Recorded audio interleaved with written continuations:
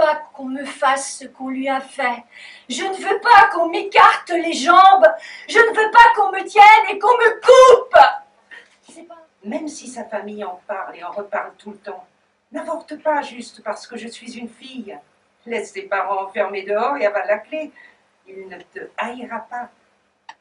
5. Prends tes journaux intimes et tes peintures pour traverser l'océan quand tu pars. Ils te rappelleront qui tu es quand tu te perdras au milieu de nouvelles villes. Et ils rappelleront à tes enfants que tu avais toute une vie avant eux. Et elle était-elle innocente, hein? Et qu'est-ce que cela voulait dire, innocence? Est-ce que cela voulait dire ne pas comprendre, être trop naïve? Mais pourquoi n'a-t-elle rien dit? Mais comment n'avait-il rien vu? C'est le genre de choses que l'on ne devrait pas même avoir besoin de dire. Le genre de choses qui se voient. Quand tu as commencé à confondre conversation aimable et flirt, quand tu m'as demandé de dénouer mes cheveux,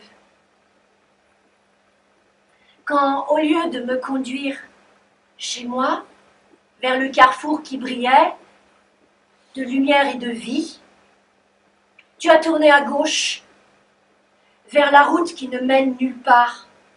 J'ai demandé où nous allions.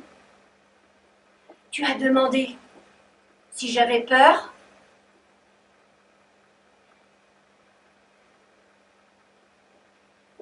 Ma voix s'est jetée par-dessus ma gorge, a atterri au fond de mon ventre et s'est cachée pendant des mois. De cette humiliation, de cette souffrance que j'ai subie depuis longtemps, auquel s'est ajouté l'enlèvement de mon premier enfant, naquit la femme que je suis. Une femme qui ne sait pas rendre la gifle, mais qui sait qu'il existe une issue, une sublimation de toute cette misère subie. Ce sursaut, ce dépassement de la condition humaine à travers la condition féminine, c'est la poésie. Elle avait toujours su d'ailleurs.